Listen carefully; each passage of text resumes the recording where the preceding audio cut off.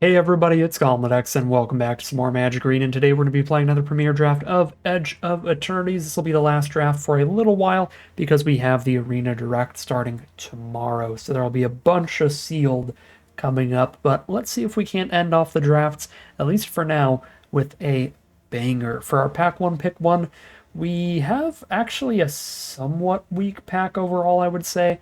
Probably the best safe pick here is just like a monocolored removal spell like Orbital Plunge. I think that's a much better removal spell than Radiant Strike. Alternatively, the Terra Pact Intimidator has been pretty good if you want to just take a threat there for a monocolored play, but I really, really like the Manlands out of the bonus sheet. So while they are color restrictive, we're only going to get to play this if we are both black and white. I think this card will be probably the strongest card in our deck if we are black and white, being both fixing for our main two colors and a way to prevent some mana flood and give us an extra creature in the late game is super excellent, making all of these lands that turn themselves into creatures great pickups.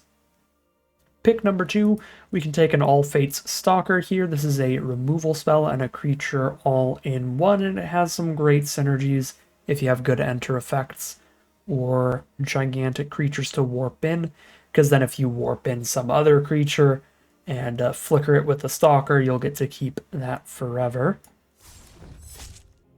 Virus Beetle if we want to lock in on black-white right now.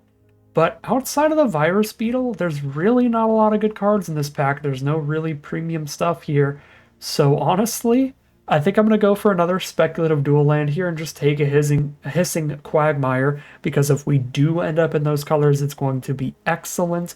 And even if we don't, the gap in power level between like Virus Beetle and Quagmire or anything else in this pack and Quagmire is large enough to justify, I think, missing out on the second best card in that pack for a chance to play the duel.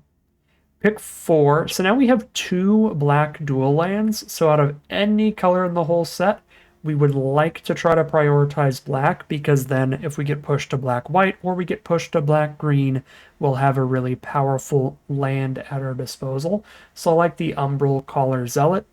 It's already one of the best cards in this pack, and it aligns with our colors really well to where we want to be. Pick number 5, sticking to black, Hole Carver and Zoo Ifit are both nice. Um, the Ostia Harmonist is not as strong as I kind of hoped it would be. Theoretically, if it sits there over the course of a long game and you have traded off some creatures or milled yourself at all, then it's really powerful because you're spitting out a creature out of your grave every turn. You're just making it just the stats of that creature, though. The problem is it's really not going to sit around too often because there's so much great removal in this set. It's kind of ridiculous. So I've literally never done anything with it, I think. And I've drafted it multiple times. So being a sorcery speed ability that you have to tap it for, you don't get to use till the turn after you play it. And if you play it on turn 3, you probably don't get to use it turn 4 because there's nothing in your grave by then. There's a lot of downsides that make it narrow enough that it doesn't play as great as it looks. Still think I can take it over a Hole Carver, though, out of that pack, because Hole Carver is the kind of card we can pick up nice and late, as we're doing here. Just get a pick 6 Hole Carver there. Pick 7, grab pack Monoists to stick really deep to black would be reasonable, but Focus Fire has been very impressive. For just a single mana, you're often dealing 5 or 6 to an attacking or blocking creature, which is quite efficient. Just have a nice large list of filler creatures. Exosuit Savior can be good in black-white if we get a bunch of Virus Beetles.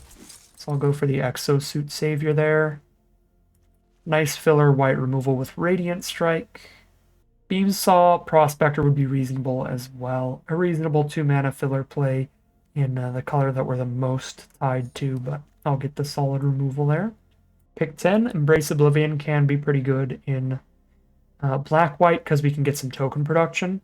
Late Chinook, nobody's in red-green specifically. That said, I really don't think we've seen a lot of green later in these packs. Like, I don't think I've seen a good green card for like 4 or 5 picks now. So I don't really want to try to push towards green. It feels like green is pretty heavily contested, even if nobody's specifically in green-red. Alright, so we're very likely black-white, playing our Shambling Ventier and a bunch of our decent black and white spells we've drafted. This is a pretty big bummer of a pack to open up when you're in black-white. We have a ton of filler commons and uncommons here. None of them are particularly exciting. Seam Rip is super narrow. Prospector is the best of the filler, but everything else on color is just filler. I could rare draft this mythic, but I think it's just actively quite bad. 5 mana to play it, and then it doesn't do anything until you've stationed it 10. All of the good spacecraft, in my opinion, have an enter effect and get better once they're stationed. If it doesn't have an enter effect, it has to be absurdly incredible once it's stationed, and that one kind of is. If you station it for 10, then every time you attack with anybody, you get to blow up 1 card. So it is really nice once it gets stationed, but doing literally nothing until then is quite bad. Pick 2. I think I want to take Starfield Shepherd here. This one is close. We have excellent removal like Banishing Light and Depressurize, but then we also have Starfield Shepherd being just a great 2-for-1, sometimes even 3-for-1 play. I've got some fine filler removal. Banishing Light would certainly be better than all the removal we've drafted so far, but Shepherd is, I think, just really hard to come by that kind of value. Pick 3 is quite mediocre. Pick a filler creature. Yeah, Dual Send Technique would be awful in this deck. Well, this is certainly a draft pod we're supposed to be white in. We get a pick 4 Sunstar Chaplain, which is a fantastic rare. It is a 2-mana 3/2 at worst, and then every turn that you have 2 or more tapped creatures on the board, you put another +1/+1 counter onto the board. So the starting value is above rate, and then it just snowballs from there really quickly. Huge fan of that. Love seeing that pick 4. That was a great pickup, and now pick 5 Banishing Light. Feels absolutely lovely. Pick 6 Lightstall Inquisitor. So we have a chance of going 1 mana 2/1 Vigilance into 2 mana 3/2 in this deck. Don't mind if I do. Now we have the Rayblade Trooper, which is a better filler card than Flight Deck Coordinator at worst, because even off of just its own effect, it's a 3/3 that dies into a 1/1. But you can spread those counters around with its own warp ability, and if you have any other counter synergies, it gets great. Pick 8, here's another Hole Carver. If nothing else, a good card to tutor up with the Shepherd. Pick 9, Starport Security to fill out the Shepherd tutors. Again, Seam Rip quite narrow. We are at the point now. I have 2 Hole Carvers and an Inquisitor, so probably not playing more than 3 1-drops, unless I get particularly good ones, and Starport Security is not particularly good.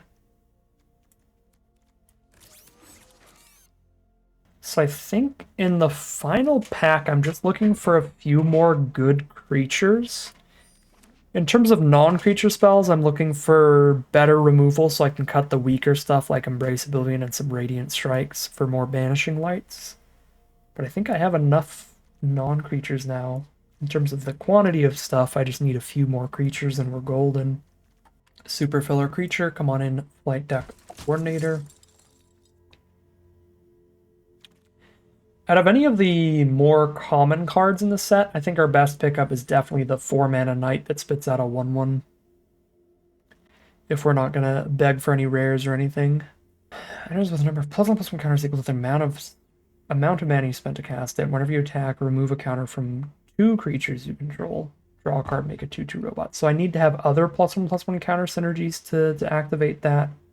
Doesn't work off of just its own ability, and the only fixing I have is a single Quagmire.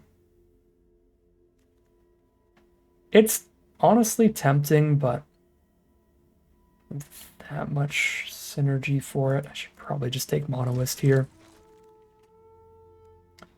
Pack 3, pick 2, another Banishing Light, come on in. I do like Voidforged Titan, but Banishing Light is certainly better. Do I have any... I don't have any legends in this deck, do I? The Seriamic can be good when you have legends. Otherwise, I mean, a 3-mana 5/5 flyer sounds great, but Station 7 is a bit much without any synergy for it. You don't need much. I'm going to take this Circuit Feeder, and then I'm going to get really depressed when we get past the Black-White Legend. And we actually do end up having some Legends in our deck. You only really need like one. If you can play it and tutor something up, it's already paid for itself in terms of card advantage. So then if you ever station it from that point on, you're way ahead. Pack is bad for us. I think this is the worst of the station lands. Pay 2 life, sack a creature, draw cards equal to its power, activate only as a sorcery. Yeah, it kind of is the worst of the station lands. I think most of these are actually pretty sick, but that's a real small ball ability. I'll still take it. The only other card there's really like Monoist.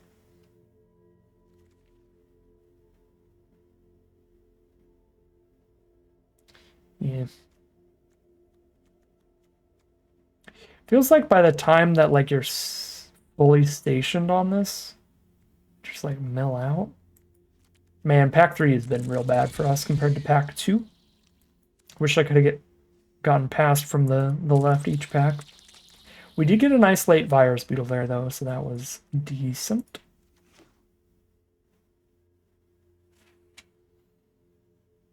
But mostly filler here. Super late Focus Fire, that's certainly not filler.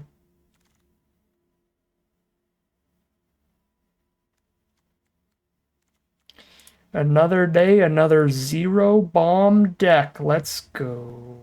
No, that's a lie. We actually have not traditional bombs, but aggro kind of bombs where they just punch well above their weight class. I feel like most of the traditional bombs in this set are like big 6 and 7 drop plays, mostly in green and splashy stuff. Excuse me, I am sneezing absolutely everywhere. In between cuts. Alright. Let's cut 6 cards out of this deck. We don't have like any token production. Radiant Strikes are pretty expensive, so let's run the 4 most efficient removal spells. I don't know with auxiliary boosters in this deck. I don't have a ton of combos for it.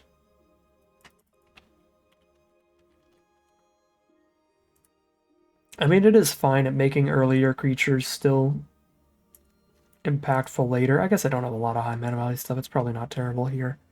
Cut an Oblivion and a Strike. That's 6 non-creature spells. And then cut 4 creatures.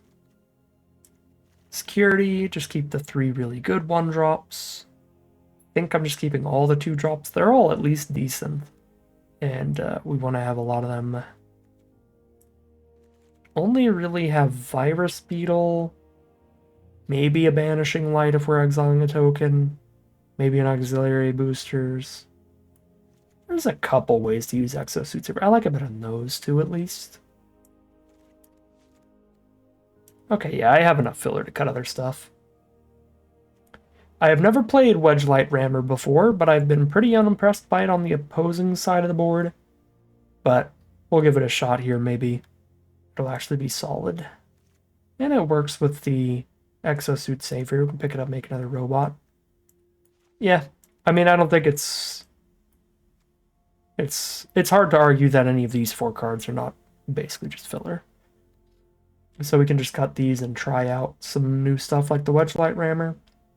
See how it plays for us. Looks reasonable to me. This would be our 40-card deck. We are on 15 white spells and 8 black spells, but I'm currently on an 8-8 split, even though I'm leaning so heavy towards white here. So let's cut a black source, add a white source, call it a deck there, hop into the gameplay. Yeah, this does. Reasonable opening hand here. We are on the draw for game number 1. Start things off with a Virus Beetle. Could do the turn 4 Warp Stalker combo. Or I could just warp the Virus Beetle with the Stalker to be rude. Technically should have played the planes first in case they go Mountain Haste Creature. I'm going to start with Zealot against an empty board and see if I can start bashing in for 3 a turn. That damage will add up quick.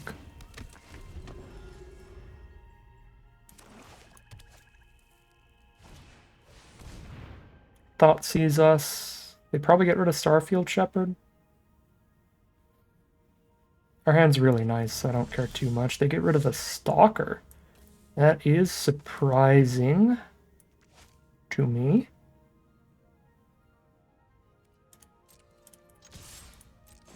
Pretty okay with that. So maybe this means they have like a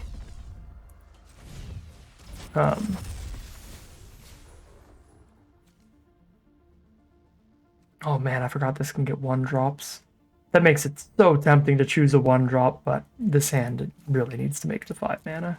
I need to pick the planes.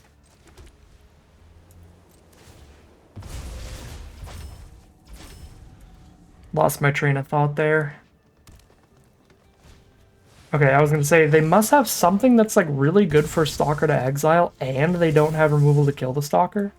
Because like if they have a removal spell to kill the Stalker, they don't have to worry about it dealing with any of their threats anyway.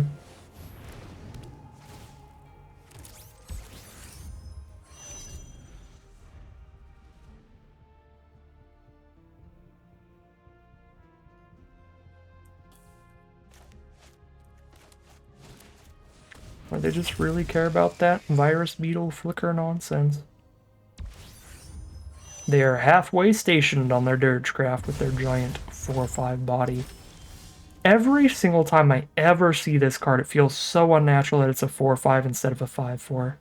Because every other variant of this card is always just like a random 5/4. Weirds me out every time. Every time I see it. Station 9 on the rammer, jeez. I'm tempted to Virus Beetle them while I know they still have cards in hand. They'd have to go like land, double spell next turn. That's probably not insanely likely. But maybe I'll get got.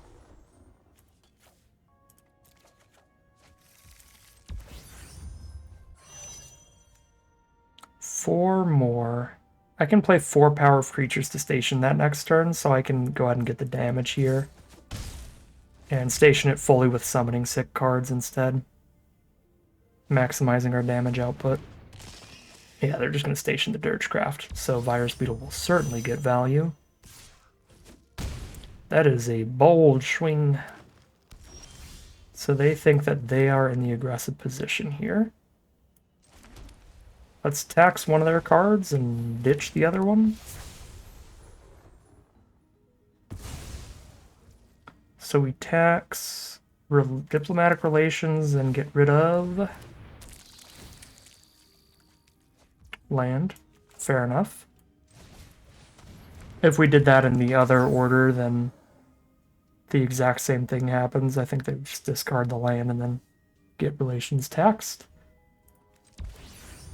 Okay, 4 power onto the rammer.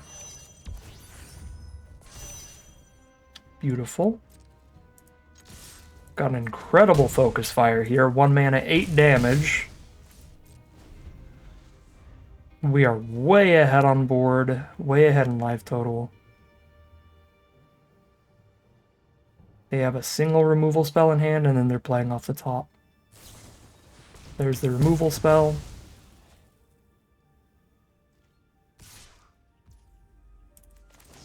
Boop it. Okay. Auxiliary boosters. I'm unfortunately 1 mana off from getting everybody into the sky right now. The damage output is worth sacking a 2/2 here, though. To deal another 5 damage, put them to 1 life. Feels great. Play the lands towards equipping booster. More easily in the future. There's a Brood Tender to mill 3. But they need 3 more creatures or removal spells on board to not die here.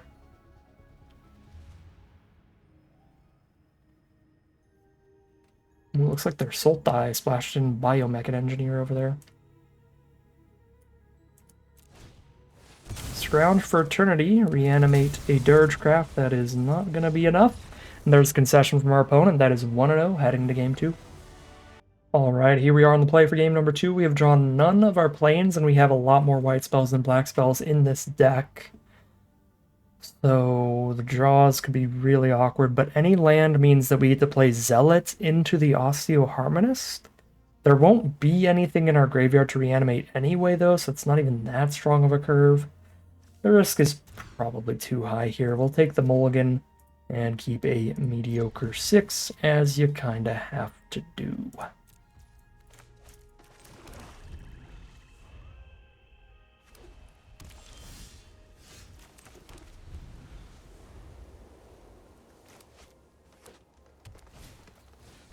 Dockworker Drone starts our opponent off. Drawn to a Beam Saw Prospector.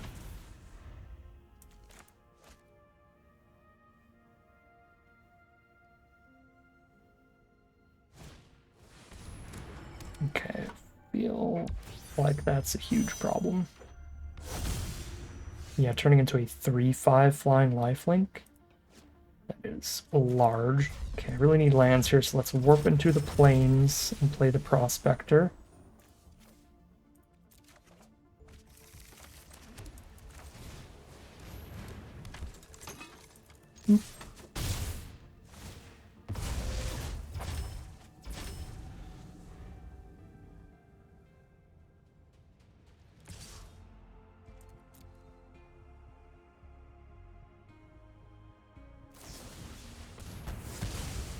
I get a lander token, I'm happy with that. It was going to be a long time before Osteoharmonist did anything anyway.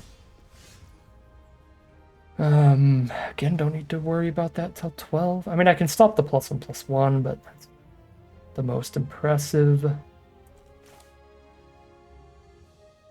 Let's work our way up on this rammer.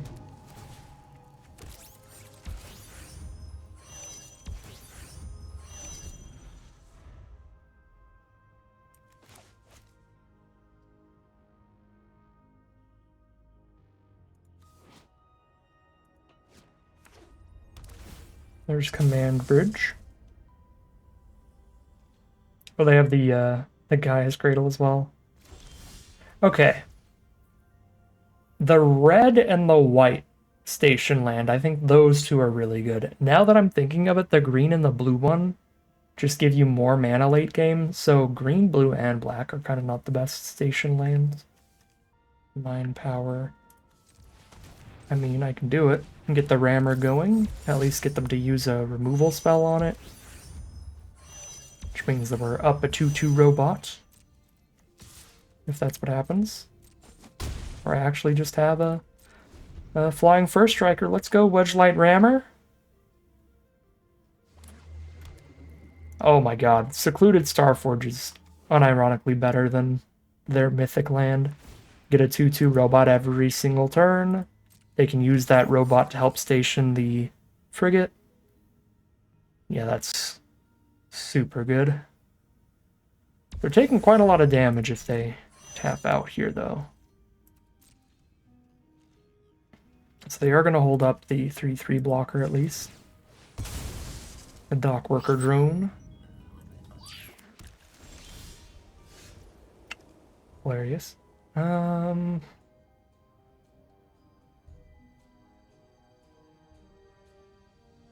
Still hit for 4, play a Shepherd.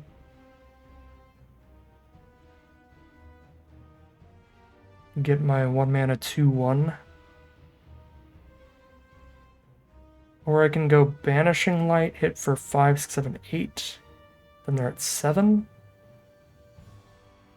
I think it's Shepherd here.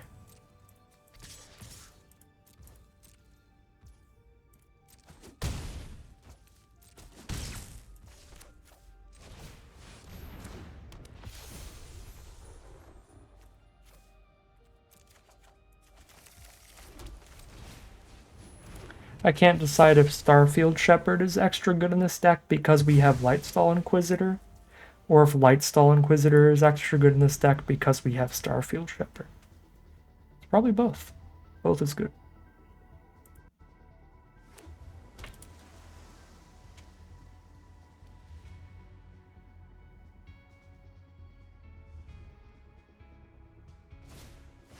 Pinnacle Kill Ship. There goes one card. Our spacecraft has finally died. And now they do not have time to station the frigate. Whenever they do, I can just focus fire it. So let's just clear both blockers out here. Actually, this would be a little embarrassing if this is lethal, and I just didn't even realize it. But even if it's not lethal, this is definitely the play.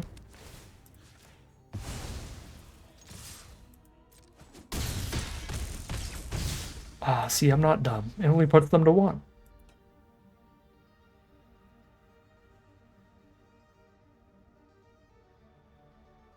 This is a set with like 6 or 7 board wipes, so we could still lose this game to a single rare or mythic. They just use the command bridge in like a swamp that they play out of nowhere here for the blue double black board wipe. Or they use the command bridge in the plains for the 5 mana exile all creatures board wipe.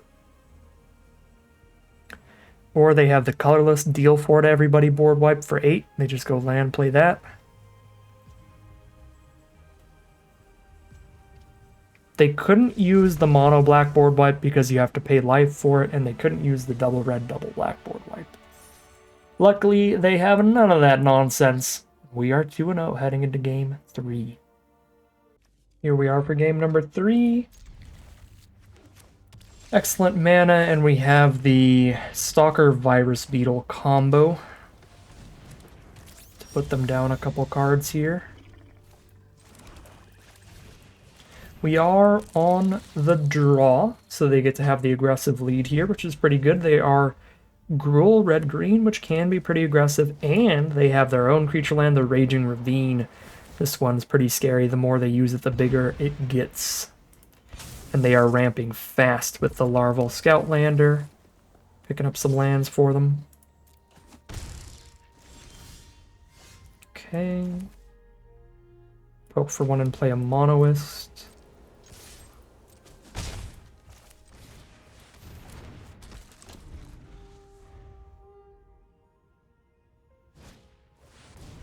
There's an Ice Cave Crasher. They'll use to station the Scoutlander. Now this turns into a 3/3 flyer, that's fine. Don't mind just Radiant Striking the Crasher here. 4/4 Trampler with Landfall is something we're going to have to deal with at some point. Let's just deal with it now.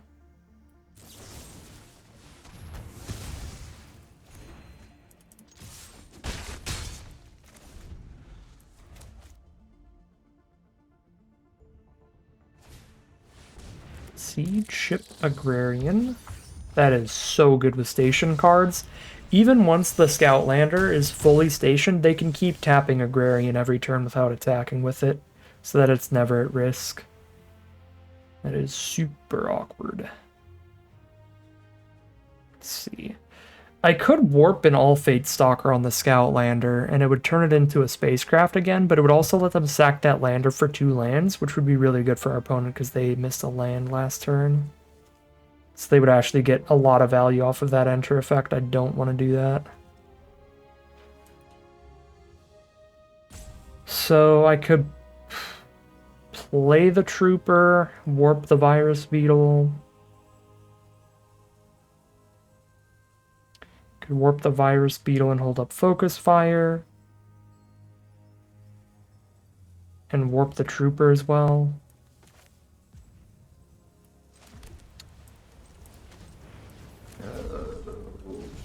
I'm having a bad time. The green beef is coming. I can feel it. It's already a slightly better board on their side. But I think it's just going to get worse for us, but we'll see.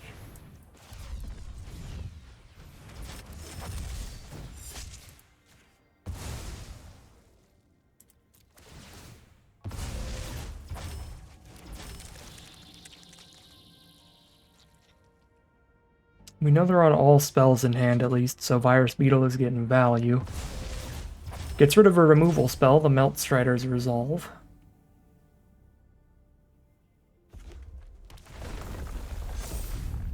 Agrarian's a 4/4 now. They can make it a 5/5 at instant speed to counteract the Focus Fire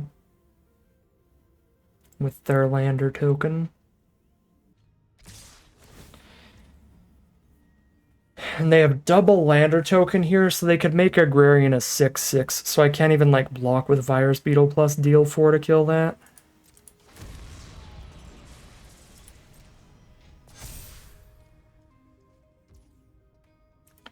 So we kill the flyer.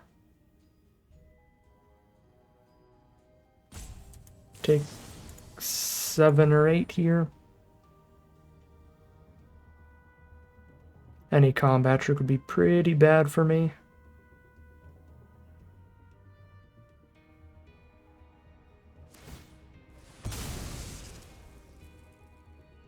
Lander token crack is fine. Uh-oh, double Lander crack would be scary, not because of the damage output, but because it would mean they have something absolutely massive coming up.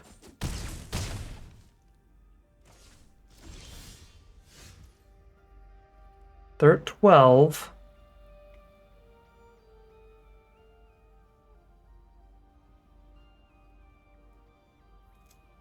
One mana away from double spelling. Whatever I play this turn, I'm only playing one card. That's very awkward. It probably has to be all Fate Stalker on the Agrarian. Then even if they blow up the Stalker, it's a much smaller Agrarian attacking me.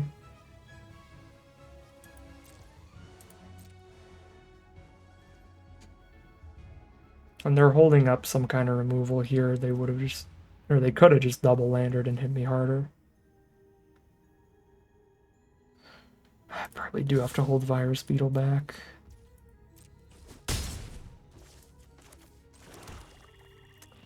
I could play Auxiliary Boosters now. It has the least immediate impact on this board, but it makes it more likely for us to double spell next turn. If I play either of my cheaper spells now, then next turn again, I definitely only play one card. I feel like whichever one of these I play is just going to get met by a removal spell and not have mattered too much. So I kind of want to just play the most expensive play to open me up to playing the tempo swing next turn of double spelling. Open me up to that possibility.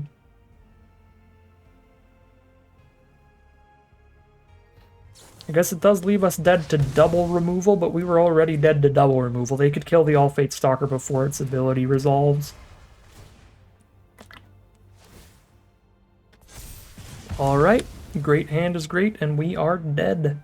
Technically, I could have lived a little bit longer playing the full defensive, but we would still get overwhelmed by their stuff. Since they had the instant speed removal to blow up the Stalker. Not really a winning lineup of cards there. Against theirs. That is 2-1 heading into game 4. Here we are for game number 4. We are on the play now, but it's pretty mid-hand. Not one we can justify mulliganing, though, when it has all our colors. Okay, one Virus Beetle drawn off the top immediately makes this hand a lot better. It has multiple different combos for the Beetle. Sunstar Expansionist. I'm surprised they just lead with that turn 2, rather than waiting for the lander, because they could guarantee the lander turn 3, because I would just play a land and then they play that before they play their basic. So, I am fine with that.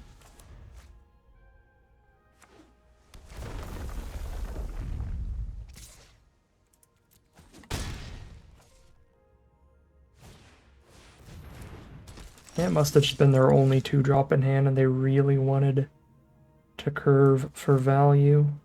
I'm not going to trigger Chaplain at all this turn anyway, so I'm just going to go Beetle Stalker and harass our opponent's hand. I think it would also be reasonable to run out the wedge light rammer so that I have a spacecraft on the board to allow the chaplain to go crazy next turn.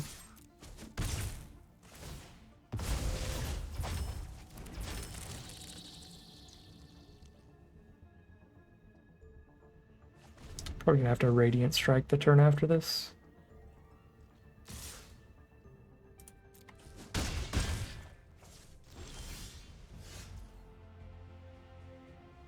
It's a reasonable draw. But I think just gonna hold on to that since it's efficient enough to play alongside a chaplain at 5 mana. Get a strike for now. Not playing the Stalker into that open mana.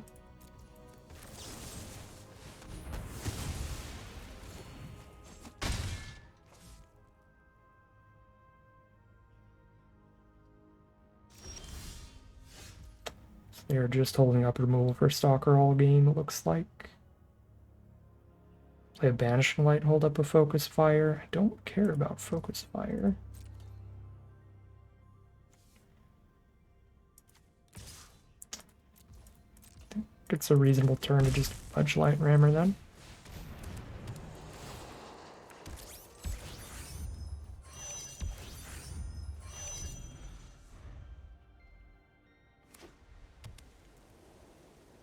$14-14. We've got the card advantage though over here and a slightly bigger board. Well, there's a Warped All Fate Stalker to exile a token, and then they can like fully exile something off of it later.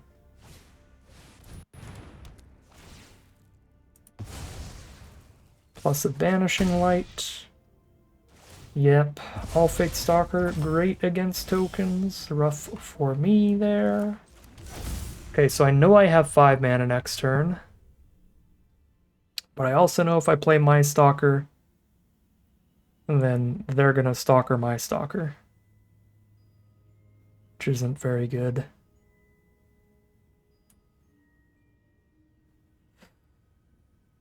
I play Chaplain.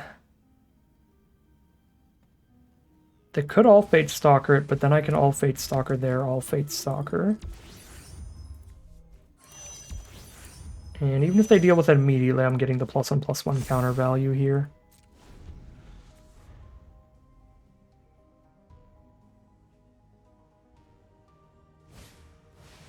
Tractor Beam it.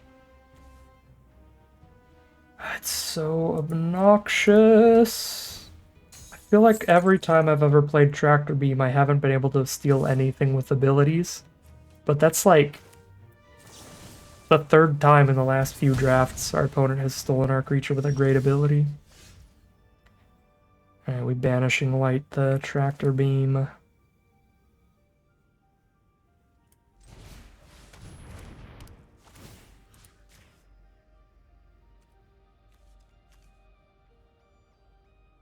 Permanent you control, not permanent you own. So I can't pick up the Chaplain, sadly.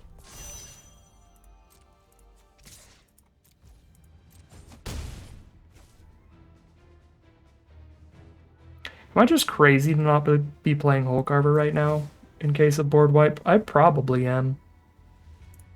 But you know. I'm a scared man. A 1/1 Death Toucher is not going to help me too much post board wipe, but it's something. Mechanozoa. Just the warp.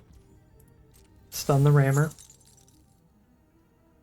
Last card in their hand will not be revealed yet.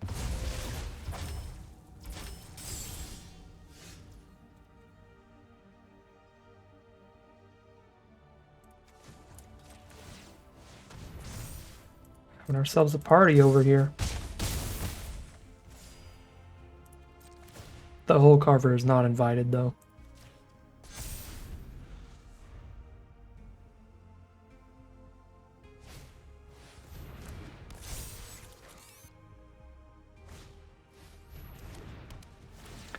exile removal from having an artifact on board now.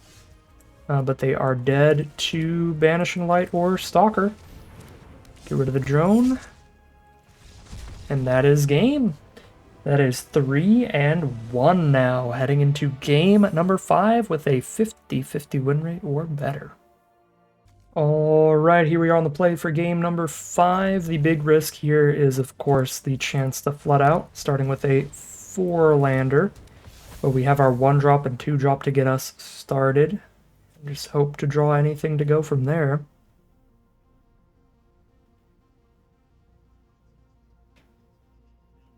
It is a particularly good one to curve because of the value and the power level of the 1-drop. Ooh, picking it up to an Exosuit Savior. Tax them again. Seems reasonable if they set up a roadblock that we can't attack through.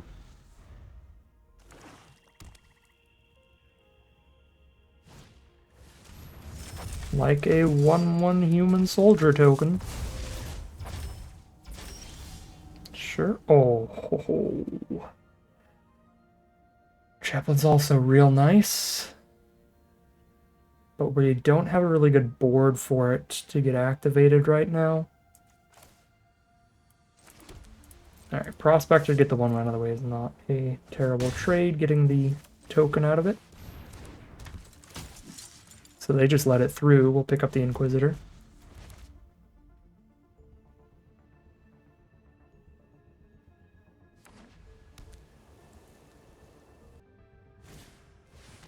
Voidborn, warp that around. Oh, no, that's the hard cast? Sure.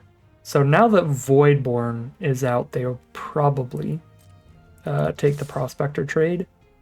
Which is awkward, because now I really don't want them to, because, again, the Chaplain. But hey.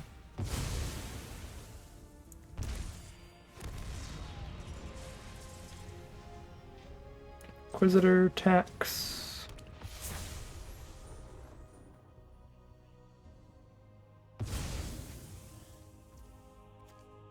Banishing Light now costs 4 mana. They could just Banishing Light the Chaplain if I drop it right now.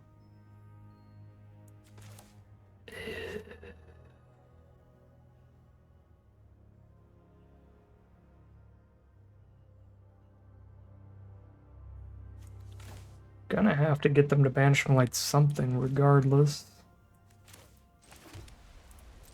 But I'm greedy, I'm gonna hold off. While I have something else I can do with my mana, we'll just crack this lander. Because the Chaplain doesn't really affect our board at all, because they could just play Night Luminary this turn anyway. Even if they don't Banishing Light the Chaplain, like it just doesn't do anything yet.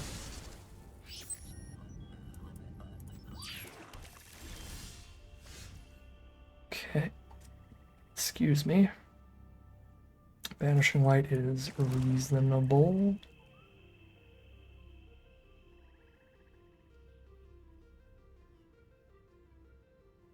Wow, do I not want a Banishing Light a 1/1 token? I guess I just keep poking for 2 a turn, and our 2/1 holds off there. 3/2 and 2/2 because it trades up.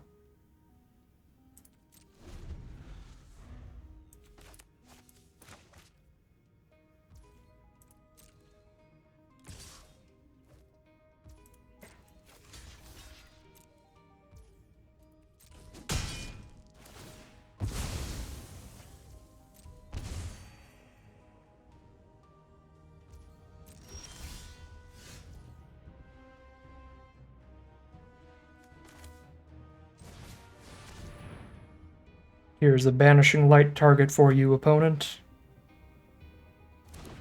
Unless they have Radiant Strike, they can actually blow this up before the ability resolves, and then we give -0. Okay, Grav Kill works too. But we got rid of super premium removal there. I would have been really unhappy if they Radiant Striked it, because then it's like,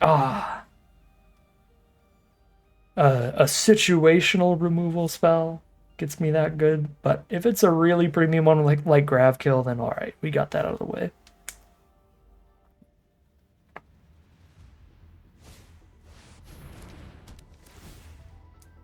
They have finally decided that flyers are dangerous.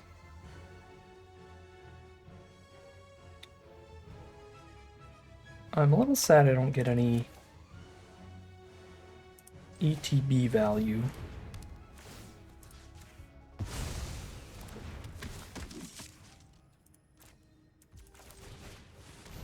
But welcome back, Exosuit Savior.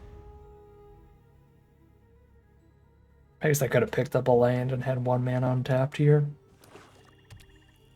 Picked up a land and played Radiant Strike, but neither of those would be important here, because we're just going to play another flyer. Timeline Color, haste on in. They know we don't want to take any trades here. So we go to 13. And now Sunstar Chaplain goes real hard. Except that they have another instant, so I guess they're going to counter it by blowing up one of these.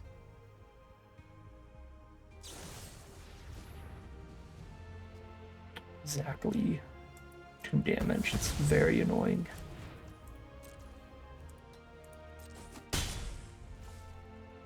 That's a super frustrating time for our Chaplain. Boosters is bigger then, but being able to hold up a Radiant Strike is also legit. If they hit a land for the Servandum at basically any point, we're going to super die to him. Radiant Strike's not going to kill Vondum, it's just going to kill Voidborn.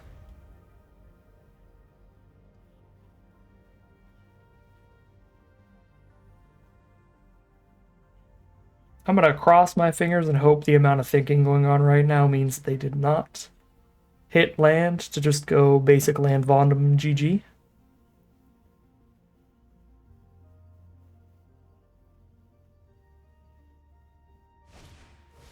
Alright. That is not a land. So counter onto their token, and then another Banishing Light for our next flyer. Jesus. Double Banishing Light, Gravkill, Reroute Systems. This game.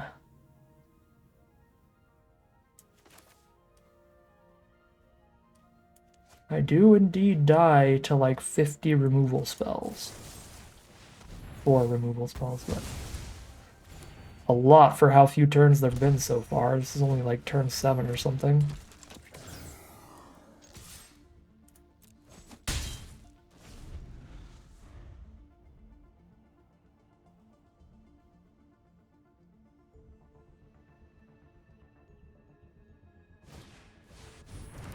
Oh.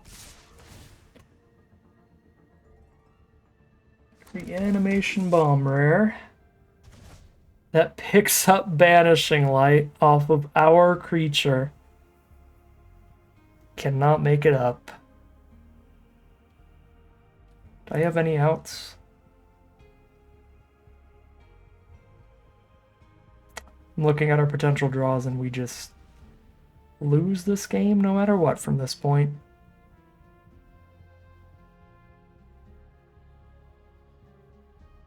So they keep the Savior permanently. I can kill the color to get rid of the corral, but then they can just reanimate the color anyway. I have nothing I can draw into to crack for lethal. Yeah, the game's over already, but I guess we'll play out the next turn here. Just in case our opponent concedes. For some reason. Hmm.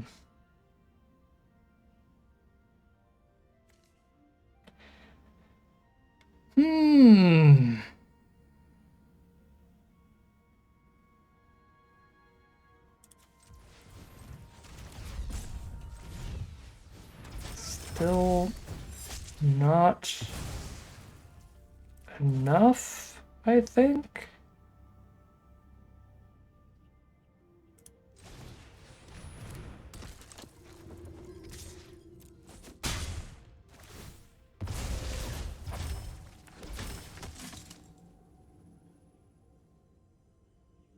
As much as I'd love to pick up the boosters to get another creature out of it, Well, they have a Banishing Light in their hand. Yeah, I probably have to pick up boosters. I was gonna say I shouldn't, that way I could equip Chaplain for more flying damage. But they have a Banishing Light in their hand. So maybe it is worth picking it up. They're at 7. If they play Banishing Light on Chaplain, they're taking 4 in the sky.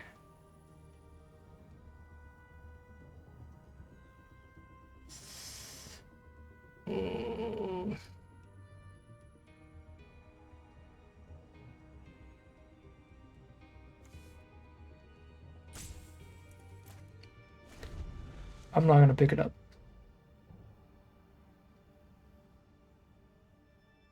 The other way it could matter is if I like top deck a basic, being able to play Stalker and equip in the same turn is big. Obviously, having to recast it for 5 total mana would not let me get any re-equips. My rare's supposed to be better than your rare. Why come I couldn't get any +1/+1 counters this game? Probably because I didn't draw any stationers. That's like the really consistent way to do the Chaplain. We only have the 2 in the deck. Also, drawing a Vigilance creature with it is technically a little awkward.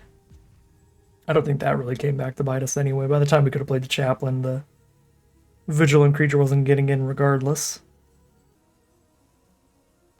Well, whatever happens here, you can't say it wasn't close.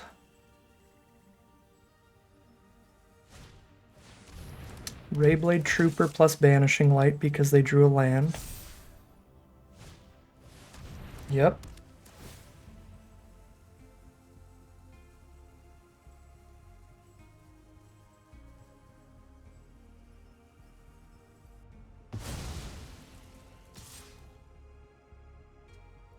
Put me to 2.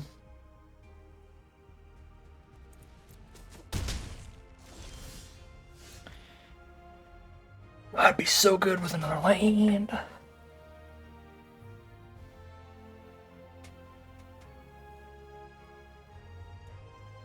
So we Banishing Light. Well, we all Fate Stalker their token and have a chump blocker up. If they go land plus Vondum, they could haste the color plus have a Vondum. 2/3/2's attacking in, but I have a 2/3 blocker, but I die. Ah, the haste is such an issue, the timeline color. If I equip one of these with boosters, they can't play the color for any haste. But I can't equip one of these with boosters and attack both, or I have no blockers up. Oh, if I just had one more mana, Stalker solves that problem where it kills the token and holds up a blocker. And then I spend the rest of the mana on boosters to hit for 5 here, so that they don't have the life to bring back color. Oh, this is so bad. So I have to Stalker and hold another blocker up. I'm dead to a removal spell. Or I could just go Stalker and pass.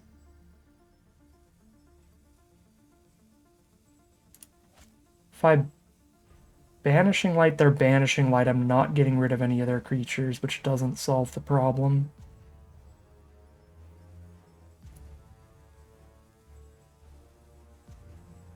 Could Banishing Light the Banishing Light get a counter on the board, use the counter to tap one of their creatures? I have a 3/2 blocker for the 2/2, and I tap the 3/3.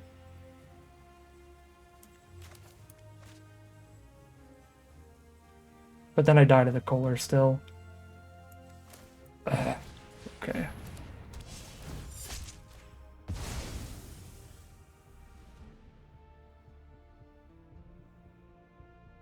I think I have to just pass and just not be dead to a removal spell.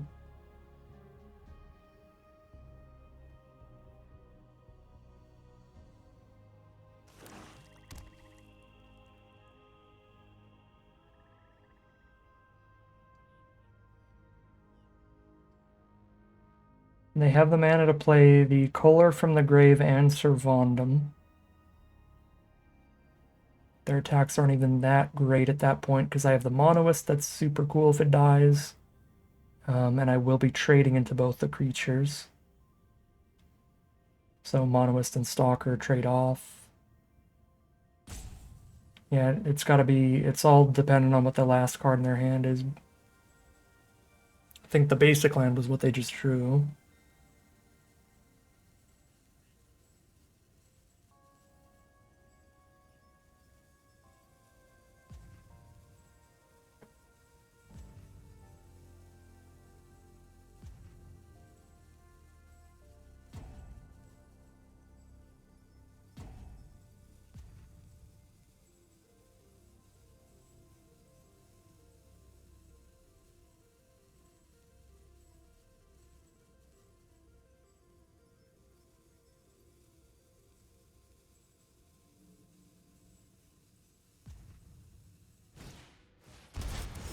Aced out the timeline color.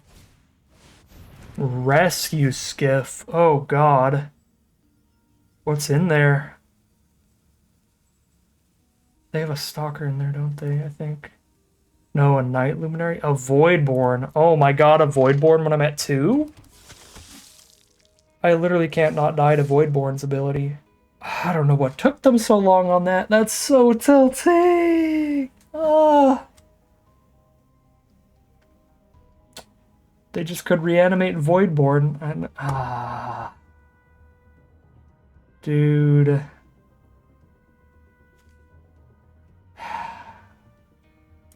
We got the ultimate slow roll. 3-2 it is, heading to game 6. Alright, here we are, sadly on the draw for game number 6. But we have a really nice curve out, especially with our first draw of the game being the Umbral Caller Zealot. 1 mana 2/1 Vigilance, 2 mana 3/2 to start us off. Our opponent taxes their flyer. It's going to be a 4 mana Exosuit Savior. They are on green-white, no play, turn 2. Kaboom. And here's a 3/2 for big bada boom.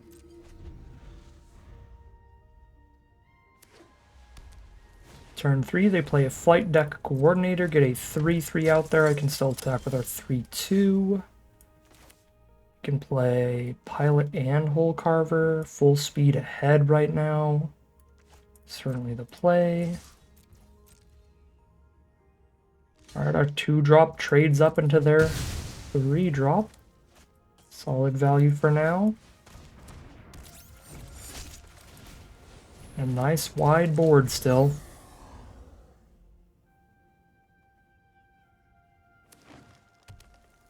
Turn 4, they could play the Exosuit Savior, but it'd be pretty inefficient. And All Fates Stalker it is. Let's see if we can draw any of our 7 removal spells. 6 removal spells and 1 Stalker. We cannot. So we'll play a tap land for the turn and just send in the Death Toucher here.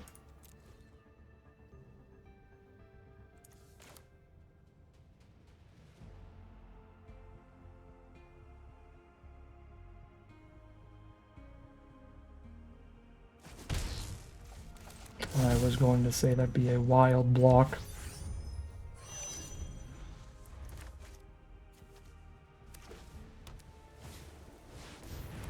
Leah.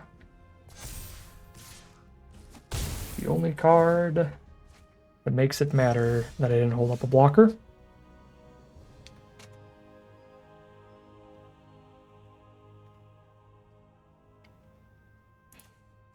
Ooh, baby, where's my removal?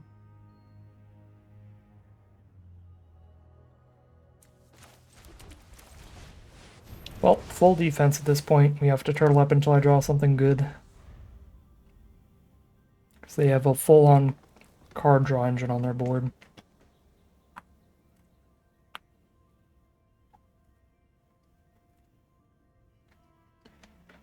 So if they can keep hitting us, this game quickly gets way out of hand.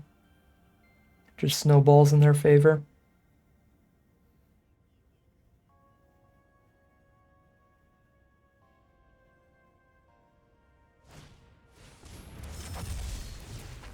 Trample on their whole board now to make sure they can get the card draw.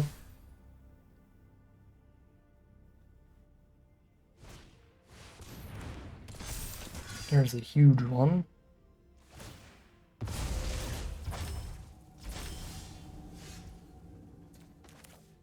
Fire Speedle's not the worst draw in the world. They've only got one card left in their hand. Was a protection trick. This would be absolutely devastating against a removal spell for me. But I don't have removal in the first place. Okay. They are definitely drawing a card next turn. We know everything they have access to here, and they do not have a lot of flying stuff. But they do have huge trample swings coming soon. Feel like I have to hold up the blockers rather than trying to race right now. Which is just the worst. They have like a Rube Goldberg machine with Aaliyah of value set up that I could completely dismantle with a single removal spell. But we have drawn 0. Which is awful.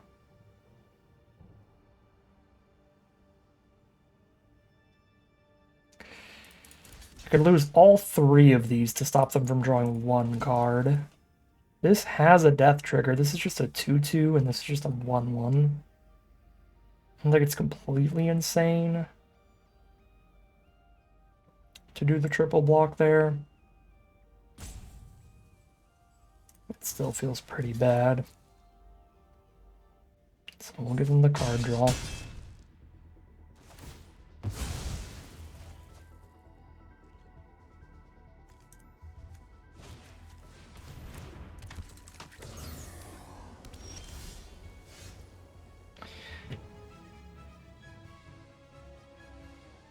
Okay. Is indeed removal, but it doesn't kill Halia if Halia's not attacking. I mean, now that we've killed the 6/6, even through that card draw, they just don't have attacks anymore, really. I mean, I only have 1 creature big enough to matter a lot here. I guess they kind of do.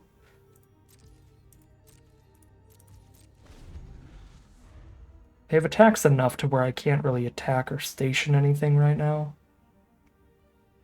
Did you see a Fibble-Tip floating in the background? I've never looked all the way up there that much. What did you just draw? You're going to attack with All Fate Stalker? Okay, well, we block in a way that kills All Fate Stalker for sure. And then Focus Fire when they try to save it, I guess?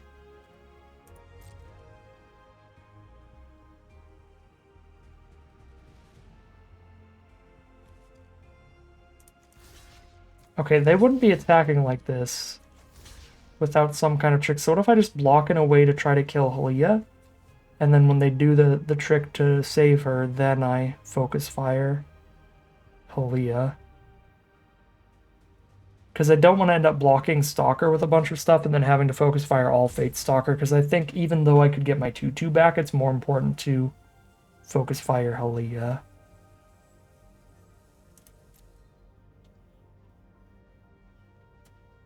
And if this is just them drawing 1 on board, then sure, draw 1 on board. Okay. I forgot about Shambling Vent. That was very loose of me. But they did too. That was actually an opportunity to get way ahead if I remembered about Shambling Event. I got too excited about them attacking like that. That was sloppy. But they don't draw any cards, so it's not awful. I just could have gotten some free value, getting a relatively easy kill on the Stalker.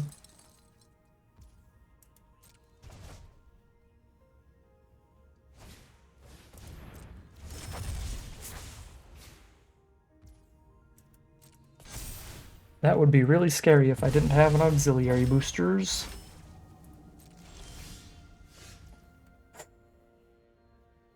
Chaplain is real on this board. I don't want to put Champlain at any risk. So we'll tap that. And then tap the Beetle to have 2 things tapped.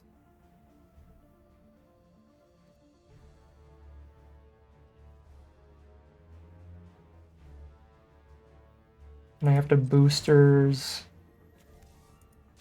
to have a 4/4 up here. Against their potential 4/4 savior.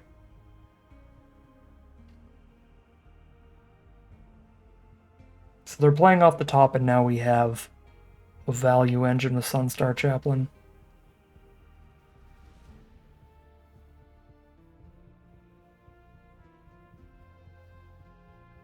Oh, there he is. There's Fiddleflip. It's gone now.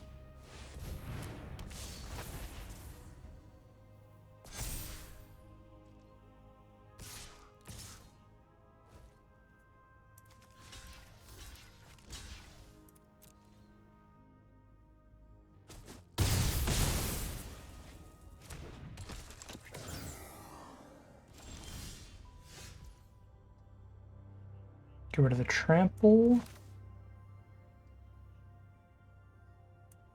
And there's a 4/4 for their 4/4.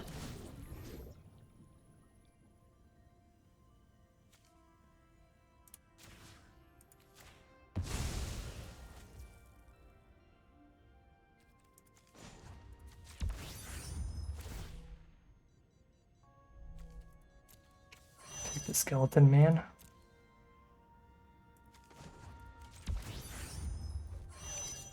Make the 4/4 a 5/5.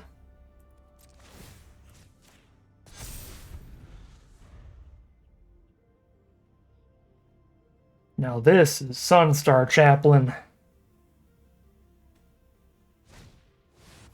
Uh-oh. Starfield Shepherd is good. Every flyer matters a lot right now. Luckily I've got that auxiliary boosters, so doesn't matter to the point of lethal, but certainly matters.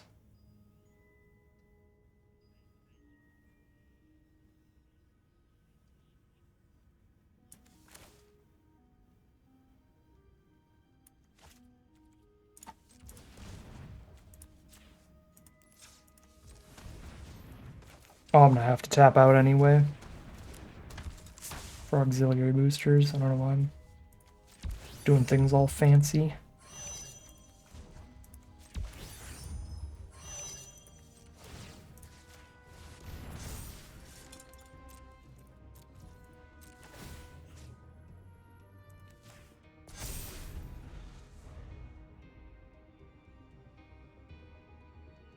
Chaplain plus Osteoharmonous Wombo combo? Uh-oh. That's very good right now, too. They get to buff their whole board and then get a 3/5 Flying Lifelinker. My board is, like, very quickly approaching 17 power here, so they can't, like, fully tap out to station the frigate.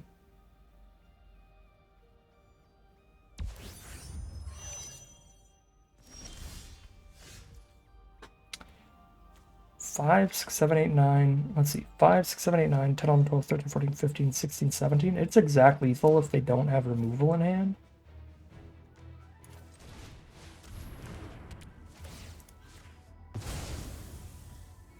Three, 4, 5. 1, 2, 3, 4, 5, 6, 7, 8, 9, 10, 15, 17.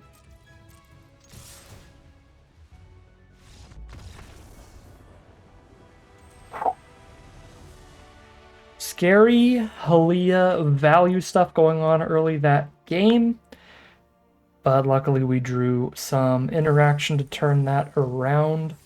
And if I had remembered the stupid shambling vents, that actually would have went even better for us. We probably would have won a turn or two sooner, so we'll try to keep shambling vents in mind in the future. It's very easy to tuck it away in your lands and forget about it, but it's a very important one to remember. We are 4-2, heading into Game 7. All right, 0 creatures until turn 5. But we have both of our colors and the card quality is high. I don't think I can mulligan, but I certainly have to draw some spells. Specifically creature spells. But they can be any creature spells in the whole deck because we've got the mana for them.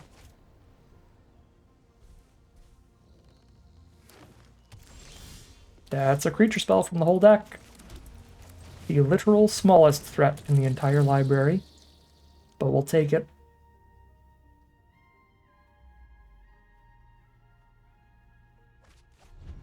green-red from our opponent.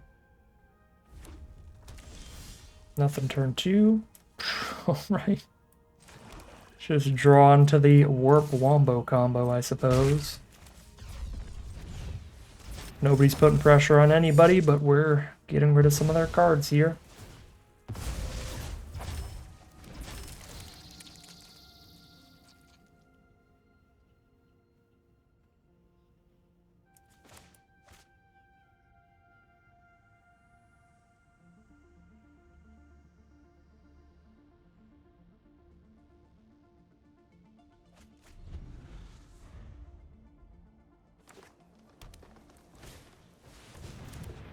Scrapbot, get a lander token.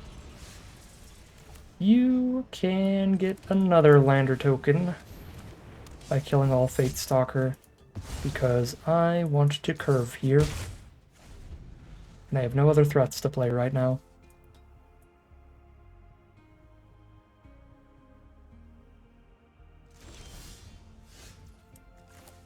So this will be the removal on Stalker, probably.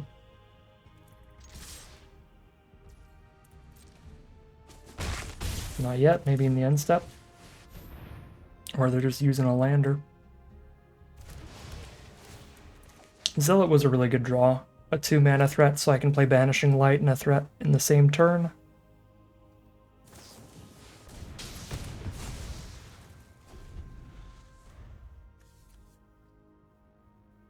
Okay, I was about to say, I thought this only does damage equal to its power. Because it's a flyer, it does double that damage, so... Specifically having a flyer, let them get the kill there.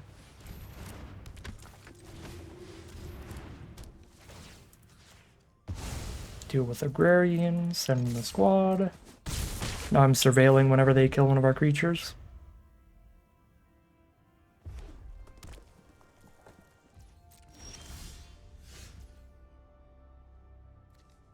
The Bone Man is not very strong this game because they're quite likely to get this back at some point and exile my graveyard. Let's just play Shepherd and get a 1-mana 2/1 again.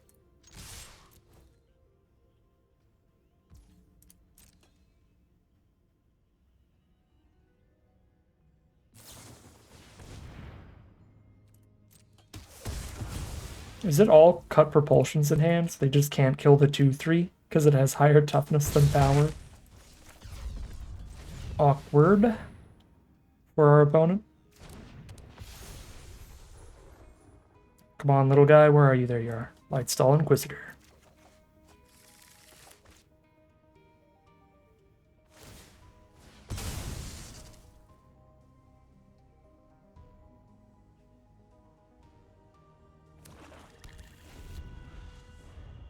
They're gonna jund us out here. They grab a swamp off of the lander token, which gives them access to the incredible Bomb Rare Black and X board wipe.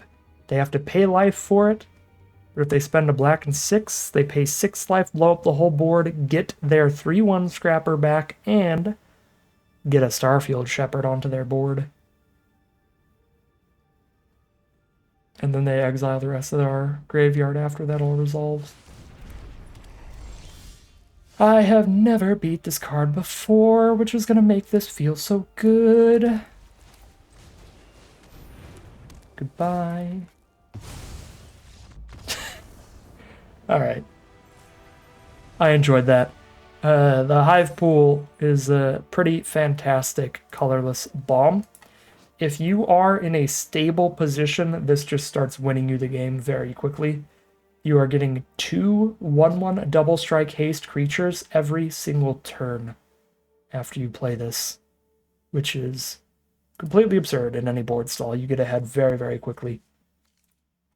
Luckily, this was far from a board stall. We already had a bunch of damage on our board, and I had the removal to kill it anyway, even if it was going to be a problem. But I think we could have beaten it without the removal there.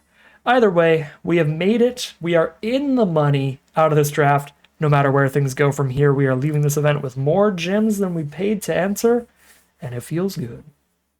Alright, here we are on the play for game number 8. 5-2 right now. any loss and we are out of the event, but if we can keep the win streak going, then we can get some huge payout out of this Premier draft. We have a solid opening hand here. It's a little bit slow, not because the mana curve is particularly slow, but the lands themselves are. Lots of tap lands.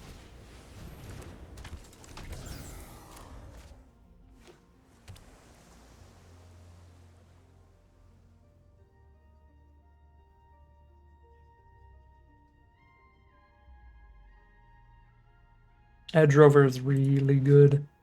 It's a 1-drop that gets to trade into our 2-drop and set up a lander token for each player, but they are likely to get more value out of that lander token since they are a green deck. They are particularly the #1 lander token deck. They are green-blue, the rampiest of ramp decks. I am surprised by their choice to attack there, but happy with it.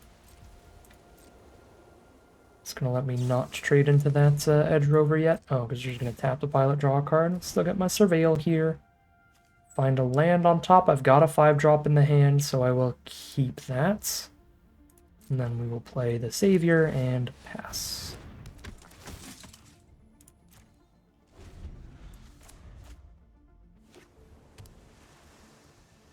Next turn is tap land and focus fire something.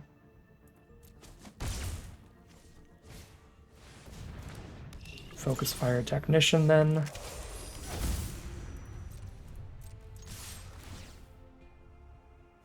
Get a Banishing Light coming up.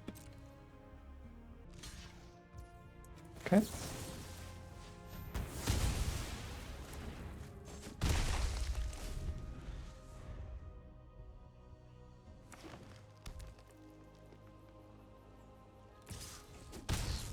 Down to 14. They warp the whale to Surveil 2. Whenever they get the 3/5 flying blocker, we'll Banishing Light it.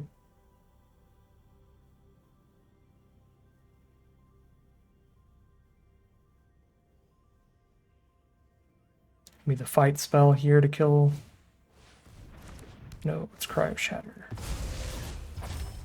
They want me to stop surveilling, fair enough. Could Banishing Light the Cryo Shatter, but we know they have a 3/5 flyer coming up. And I have a 5-drop to play this turn, so I'm just going to play the 5-drop and save Banishing Light. Probably end up using it on the big flyer. Life totals are relevant enough right now. I'm not going to station my land. And even if it gets fully stationed again, this is not the most relevant one. I think the biggest value that our station land has been giving us is just the ability to tap our creatures when we have something that cares about having tapped creatures on the board.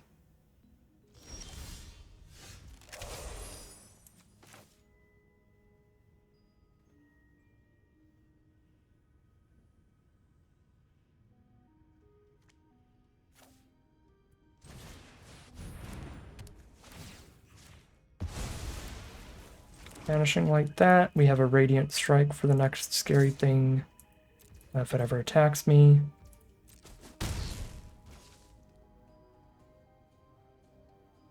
I'm not going to want to trade Savior into Rover, so I might as well station this time. Unless I want to move the boosters around, but I don't want to do that because then I'll have to move them back. Oh!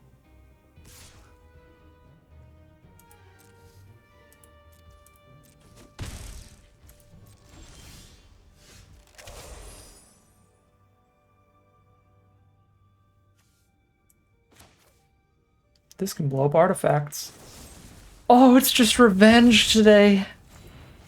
Oh my god. This is fantastic. This is the best day of my life.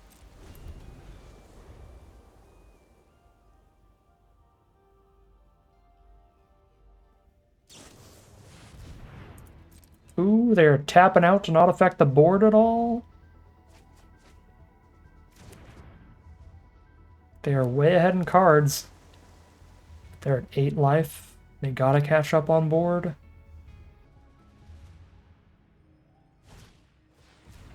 Another cryo shatter. Fair enough.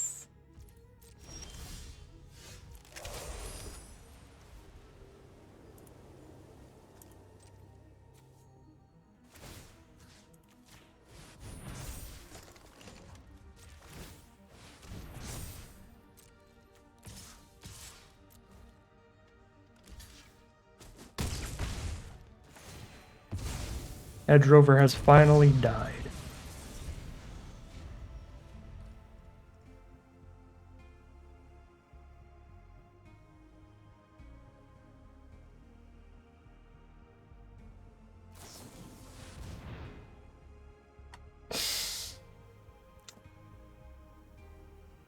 Alright, return the Sliver Bomb rare from their graveyard to their hand and tutor another artifact out of their deck.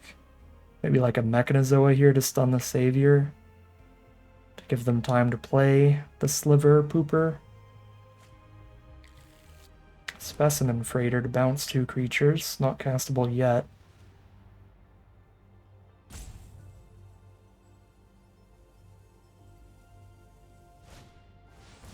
Death Touching Blocker to trade into the Shambling event, and I'm flooding.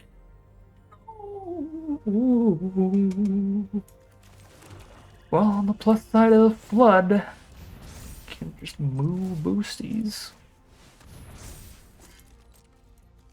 They need a reach creature or a flyer. They cannot tap out for their slivers.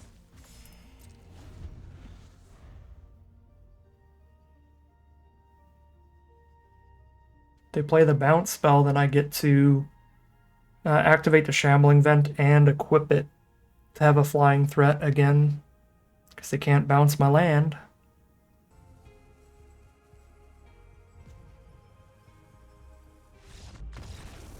That's 2 for 2 against the Sliver Hive Poop. And I'll take that. I don't care what the record is in the rest of the draft, but that record happens to be pretty good as well. We are 6-2 heading into the final boss. This will be the final game of Magic for today, whether we win it or lose it. One more win, and we've got full prize out. One more loss, and we got really close and still got some good rewards. All right, here we are on the play for the final battle. Not an incredible opener, but not a terrible one. We have both of our colors, and we get to start chipping in for 1 damage a turn pretty early. First draw is a land, which is not what we want to draw immediately. If we drew a 2-drop, that would be the perfect draw. But we do want it at some point for the 4-drop. All right. Reasonable draws here. Can go for the Rayblade Trooper Warp. Have a Focused Fire up to kill the Pangolin. Or I could just hardcast the Trooper. Trading a Pangolin's not bad. I'm gonna want to play Wedgelight Rammer next turn. So it's hard to fit in the hardcast if I warp this right now.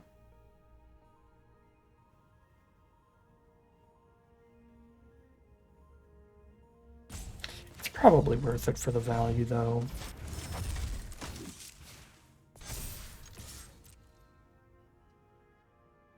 Honestly, I think the trade is good enough for me. I wouldn't focus fire there.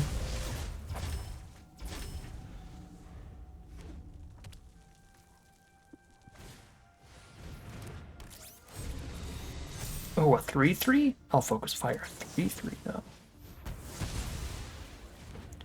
Boop boop. There's a Monoist.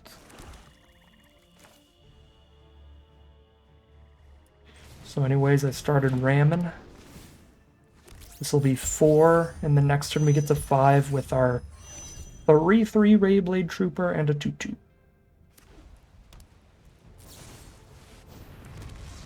Gross.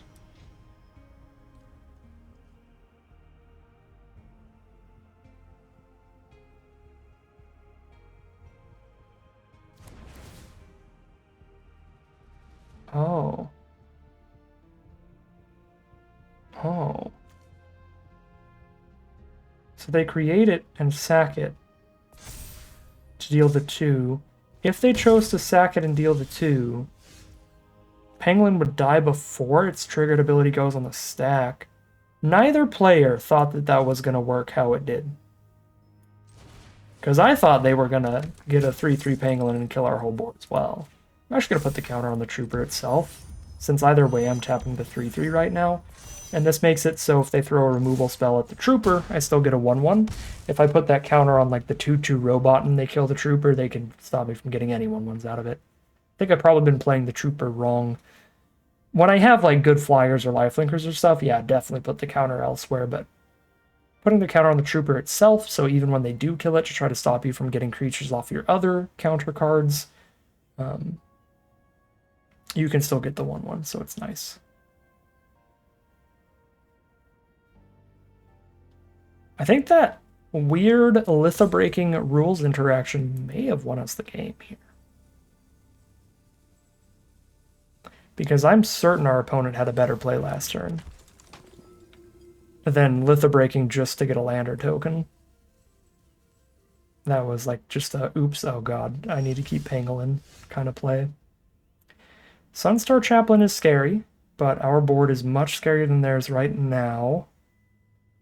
I can warp the Shepherd and play a Monoist this turn.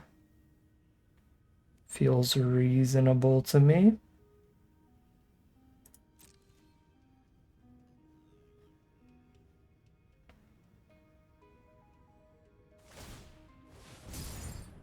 They're going to remove the counter to tap our flyer, fair enough. These little guys. Kill a chaplain with a trooper. Sound good to me.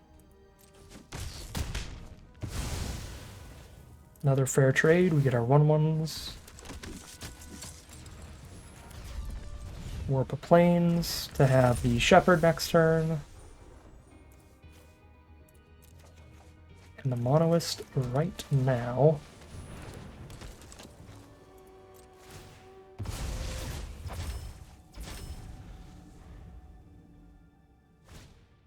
Zookeeper Mechan.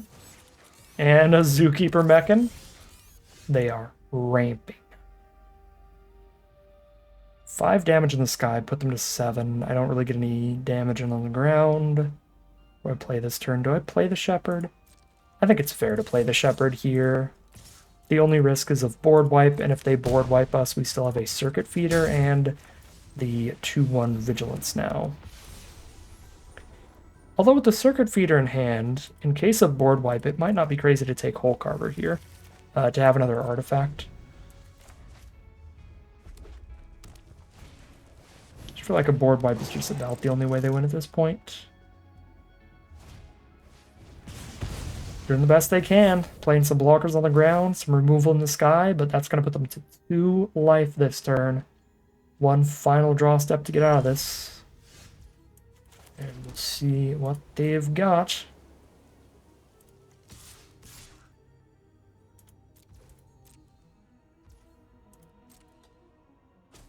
Oh, I forgot this buff.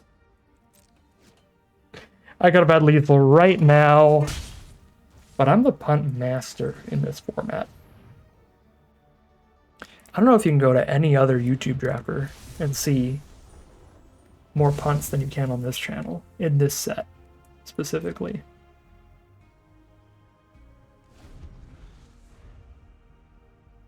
Alright, either way, they have to draw multiple removal spells or multiple flyers to live another turn, and they did not, so we finally get another trophy run.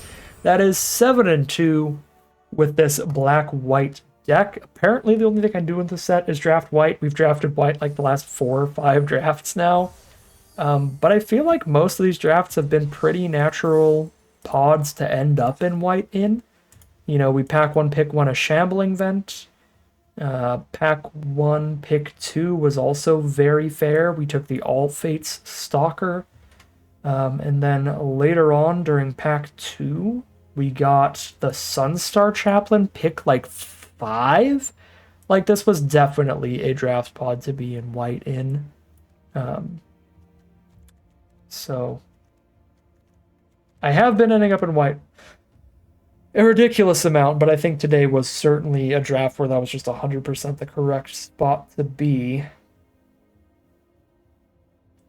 Black was Yeah, the black here was mostly mid. All of our good black came really early. The Shambling Vent, the Virus Beetle, and Umbral Collar Zealot, I think were like our quote-unquote premium black spells. The Circuit Feeder as well.